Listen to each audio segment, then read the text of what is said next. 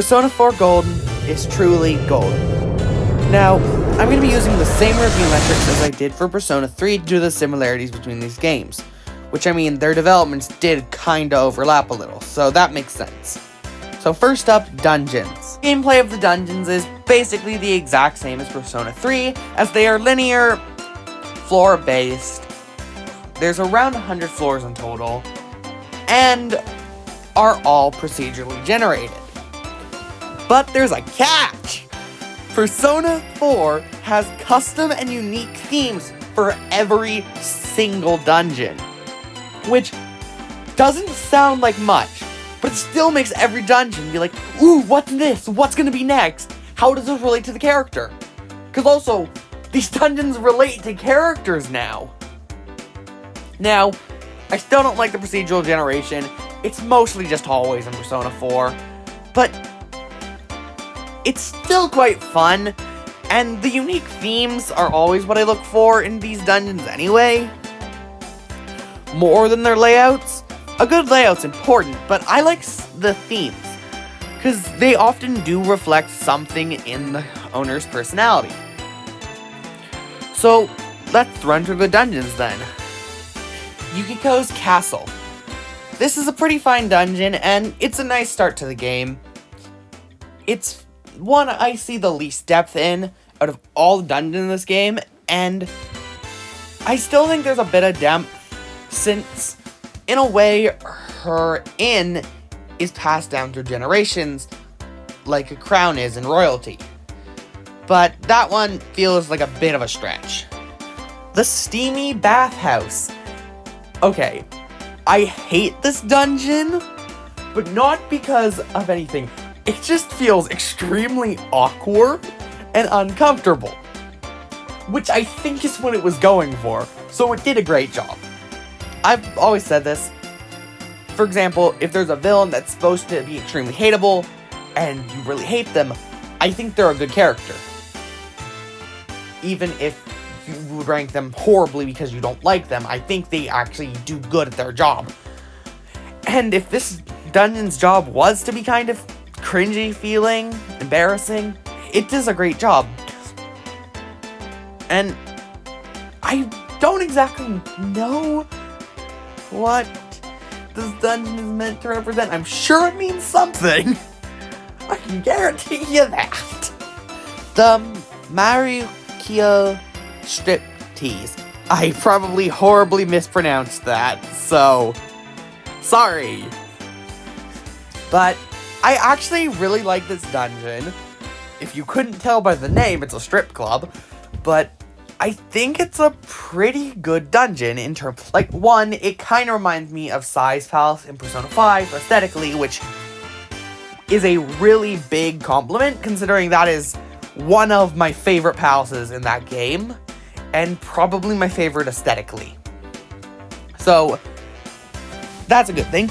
I think it fits Rise surprisingly well, because, or I guess more accurately, celebrities in general, so to speak.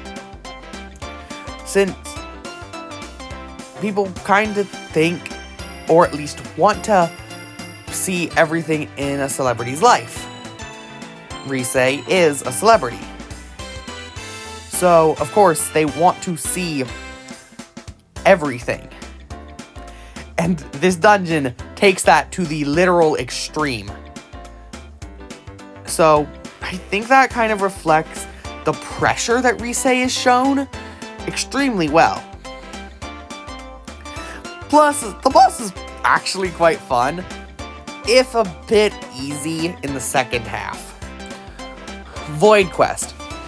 The boss music for this dungeon is literally my phone's ringtone, and apparently its name translates to Revelations Mitsuru, which is the name of the guy who owns this channel. I think that's hilarious, and I love references to this game series, so, you know. But its voxel art style is quite nice. The Secret Laboratory is one of the weakest dungeons in the game, as it's the only one that requires backtracking at all, which, given 1 out of 8's not that bad, and it's fine, and I really like the somewhat extremely predictable and obvious reveal that Naoto is a girl. Seriously, how did no one pick up on that? It was pretty obvious. But I'll talk about that in Naoto's character section. Heaven is honestly such an amazing dungeon. I genuinely feel I could make an entire video on this dungeon, and I probably will if I can figure out a way to reveal its owner without it being a massive spoil in the thumbnail. But it's a really good dungeon, and that's all I'll say about that, because I am saving it for its own video, if I can figure out how to do the thumbnail. Magarinio Inaba. I don't know how to pronounce the first word in that, sorry. Honestly, pretty fine final dungeon. It's not anything special, but I think that is mostly because the only part of it that's really super special is the ending. But there's so much that happens in this dungeon story-wise, it's not forgettable. It's just kind of generic theming-wise. But all the story stuff still makes it an unremarkable dungeon. Frick, no, I mean truly remarkable! I'm definitely gonna butcher this one. Yosamustu Hirikashiya. It's the final dungeon that is completely optional and easily missable, and yet feels like it should not be missable.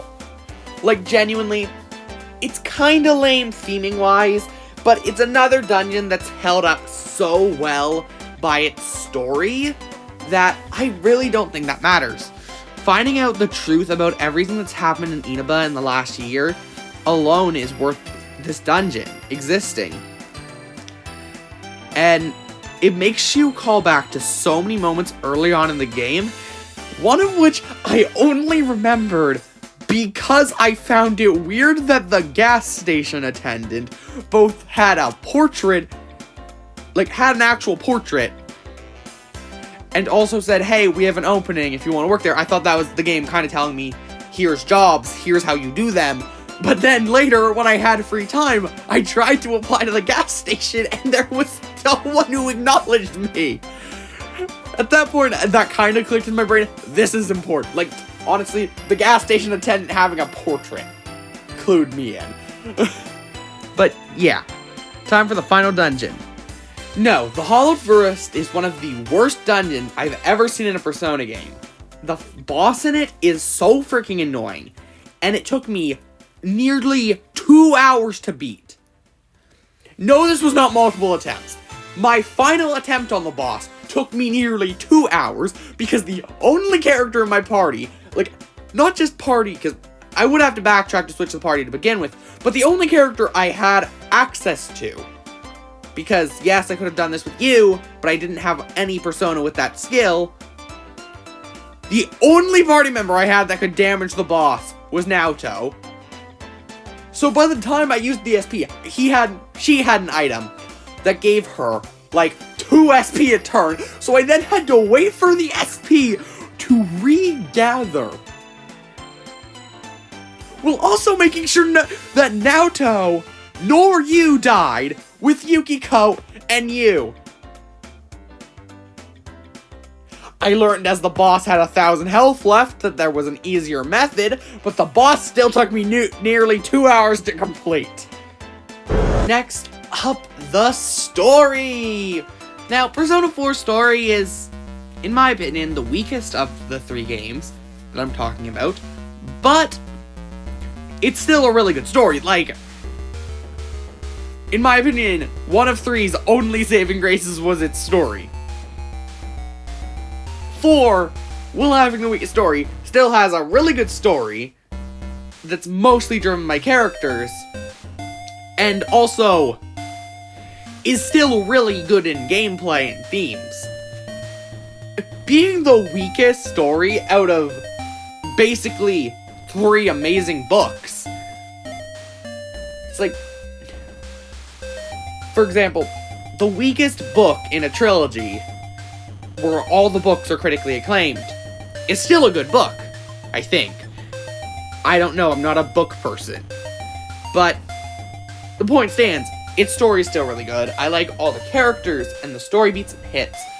And genuinely, the moment when Manico gets shoved inside the TV, and Dojima is running after her in his car, genuinely, they only have, I think, less than 20 minutes of animation in the entire game. That's like 2 of them, and it's a scene that is genuinely emotionally heart-wrenching. Because you, as the player, are probably trying to just be like, let me out of this freaking interrogation room. My younger cousin and your daughter is in immediate danger, because you will probably, by this point, have realized who was on that TV. You will probably know, crap, we need to get home now. And it's genuinely so emotional. It's one of my favorite scenes in the entire game, and honestly probably my top 10 favorite scenes for the entire series. Which should really say something, considering like 90% of those scenes are taken by Persona 5 and Strikers. But genuinely, such an emotionally heart-wrenching scene, and I think that it's one of the best story elements in these games, because, like, when do you see some more side characters that aren't party members being part of the emotional conflict to the point of being so important that they take a good chunk, I think like 5% of the animated cutscenes, just from one emotional cutscene? I don't think that's often in these games, because 5, the closest you really get is Sai and Sojiro. But Sai, of course, is a boss, and Sojiro still doesn't take up that much time in animated cutscenes. And genuinely is such a beautiful scene, and I love it. And then, speaking of Manico, after you rescue her from the dungeon, her death is so freaking heart-wrenching. Like, I probably almost cried, and I do not cry a lot at media. But genuinely, just seeing that happen, like, and just as soon as it happens, having Dojima just immediately run in, trying to say something to her. And it is kind of ruined by the fact she kind of just randomly gets re-alived by Teddy rejoining the party. But, I mean, I also wanted her to not die because I really like Manico and she's one of my favorite characters from this game. But genuinely such an emotionally heart-wrenching scene. And wow, I spent this entire story section talking about Nanako's dungeon. Not even the rest of the story. Overall, it's a fine story. The first few dungeons just give you a reason to go from A to B. I think probably the first 4, 5 dungeons, really, are kind of just giving you a reason to keep exploring the Midnight Channel and keep figuring out what's happening. I mean, by the time your family is brought into this, you probably have already a massive connection to these characters, and then the reveal that Adachi is the killer was honestly surprising. And I mentioned this in my Persona 3 review. I really think when the, like, twist villains are revealed, they need to stay, because they are freaking amazing after they're revealed. Like, Adachi is great. He's insane, evil, and he's not crazy, because he actually has an incredibly smart plan. He basically tricks the actual guy who was putting everyone in the TVs, Natame, into shoving them into TVs without him ever revealing his identity. Genuinely. Amazing villain. And then the final optional dungeon that explains why Yu was the only one who didn't have to fight his own shadow. How the Midnight Channel was created. It works quite well. I feel like the plotline regarding the Sagiris came out of nowhere, but also it's a Persona/SMT game where you're going to end up fighting a god spewing the will of mankind at some point, so It's not surprising, just kinda disappointing considering the highs and emotional parts of this game. And I think that's where its story succeeds. It chooses to be both the most lighthearted, which makes the moments of shock even more surprising, as well as being one that focuses mostly on emotion for the characters. Since Persona 3 plays itself quite seriously, which works for its story and how it wants to tell it, and 5 also tends to stray to the serious side, 4 choosing to mostly go on the emotional route and have most of the conflict be driven by emotion really shows how these characters shine. And I think there's a good reason for that. And I think it works out because the emotions and raw feelings in some of these scenes, they're great. Now, I think I should probably move on to the character section. Alright, time to move on to the characters. This is always the most interesting section, but first off, let's just talk about the changes to the social link gameplay. And they didn't change much, but they actually made it so the party members had a few skills now. It's nothing major, but it does at least make the use and want to do social links higher. Not to mention Marie's social link, which is mandatory to get a hidden dungeon. I think these changes actually make the system feel important and not just a way to get extra cutscenes. You know Kami. He's a protagonist, he's a pretty fine one. I don't have much to say about him, but I think his relationship with Adachi, mostly due to his persona, is incredibly interesting. But it's really hard to say stuff about the protagonists since they're meant to be a blank slate. Yosuke Hanamura. He's quite enjoyable. I like him. He's one of the least notable party members in my opinion, but also I think most of the party members of this game are quite notable, so being like the least notable out of tons of noticeable characters is still pretty good. And I think the answer really is he's likable, although it actually concerns me because Persona games usually only have around 100 stock animations for each character to save on budget. The fact they made one for Yosuke getting kicked in the balls, like why did you necessarily need to make one of his 100 animations that? But he's fun, and he works kind of as comic relief until the other comic relief character comes around, which at that point, he serves little purpose, and the second comic relief character comes around pretty quickly. Next up is Chie Sadanoka. She was actually the character I dated in this game. I like Chie a lot. She's extremely feisty, and I think is our last party member not to have a dungeon dedicated to them. No, wait, Teddy. Sorry. Forgot about Teddy. But, yeah.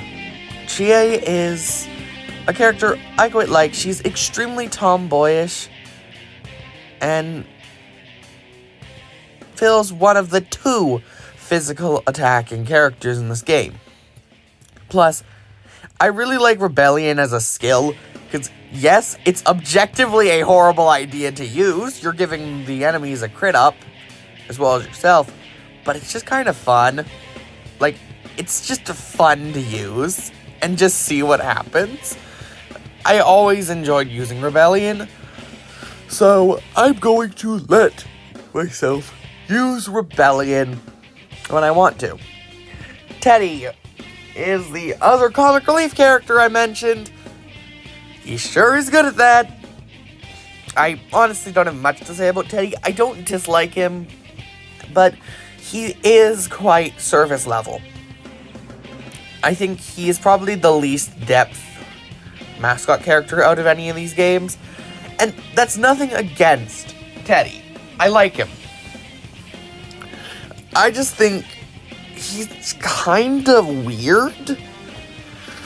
Don't get me wrong, he has some great moments, like the Shadow Teddy boss fight. Yukiko and Magi. Yep. I quite like her. She's our first party member to have a dungeon. And I think the fact that she, in a way, feels trapped in the internal building of her family's inn, since she's the one who's going to inherit it, works out. Throughout the course of her arc in the game, she basically goes from wanting to do her own thing and explore the world to accepting that this is what she should do with her life and take care of the inn. I'm not sure if that's the right arc to take, but perhaps it's just what she feels is right. She could still do stuff and just hire a second hand to basically split her work 50-50, but I think she has a good enough arc. Kanji Tatsumi. I quite like him. He is the stereotypical idiot character, and my biggest complaint is actually the fact that I think they were trying to make a gay character, but they also didn't want to make a character in the game gay, because, like, I mean, he's blatantly planned to be gay. Like, Arena actually calls us out with Shadow Yosuke saying, like, have you even liked a girl before? Because you thought Naoto was a guy at first. It's like, it feels kind of disappointing, but I also get this game was made around 10 years ago, so it's not the biggest deal, but it just feels like they were planning on doing it and chickened out halfway. Rise Kujikawa, or Rosette, depending on what you want to call her. I like Rise quite well. The most annoying part being her name is really annoying in English because it's literally just the word rise, but it's pronounced differently. And again, that's definitely just a problem with translating Japanese names into English, so it's not giving her too much harshness on that. But she's a support Persona user, and in my opinion, the most overpowered and broken one, because she can revive you if you die in battle. Yeah, she can just fully heal you if you die. She's kinda overpowered, but I like her. She's very eccentric, as well as somehow being shy. It's a really weird dynamic to have two very opposite personality traits in one character, but I think it works out quite well, and she's extremely likable. Definitely someone I recommend doing the social link for. Naoto Shiragane. She is extremely likable, with albeit her main character twist that she is female being extremely obvious. I'll give her voice actor props. She does a great job at being very gender neutral, but it's always obvious that she is female, and I don't mind. I think it's just a problem with how long it takes the characters to catch up. If they figured it out sooner, maybe even having Kanji still, like, not figure it out as soon, it's just a case of, it takes them, like, I think 5 or 6 dungeons to catch up to that realization, and it's just like, yeah, I knew. I've known for a while. But I do like Naoto's arc, since she's part of a family of detectives, but feels undervalued due to her gender. So, I think she does a good job at her arc. It's just more the reveal that she's female feels like it takes way too long to catch up to the viewer's position. Dojima. I quite like him. He's a good father figure, probably my second favorite of the two in the Persona games. but he does his job extremely well. I have little to say about him. I think his relationship with his daughter is amazing, and I mean, I kind of covered everything I really would have to say in Dungeon Mate in the story section regarding Nanico's dungeon. So, let's just speak of Manico. What's not to say about Manico? She's precious, adorable, deserves all the love in the world. Seriously, I have nothing but praise to give to this character. She is one of the most perfect characters in this series, and another character in this series is literally a dog. So, I think it's safe to say I quite like this character. And last, but certainly not least, Taro Adachi. Adachi is honestly one of the best villains in this series. He is amazing, and honestly, I do actually love the clinically insane characters in this series, just because they're so much fun to view and watch. I like them as characters because they are eccentric and insane, and it's great. And you'll hear a very similar thing regarding our other insane twist villain in Persona 5. But, frankly, I like Adachi. I think how he manipulates everyone, including the protagonist, into doing his goals for him is really great. And he's interesting because he doesn't want to see the world. Like, he doesn't want to see his enemies die. He doesn't want to see the world burn. He's bored. He quite literally says, I only got a job as a police officer so I could wield a gun. Which also, if you wanted to wield a gun that badly, move to America. Just saying. But he doesn't really care what he's doing. He's just bored and wants to have fun. Which I think makes him quite eccentric. And the music is incredibly good. It has a lot of songs I think are great, and a few I don't think are so great, but I really don't think that there are as many that are as memorable as Persona 5's tracks. But overall, it's still a really great soundtrack. It just happens to be that Persona 5 has a few more memorable songs. But either way, it still gets the bonus point for musics. So, what do I think of the game? Well, you're about to see. I quite like Persona 4. Overall, I give it an 8.5 out of 10. I don't want to do points, but gameplay is good. It's just, I really don't like linear dungeons, and I think the styles of the dungeons go more towards the story. But it's a really good game, and I highly recommend it, especially if you can pick it up on sale on Steam.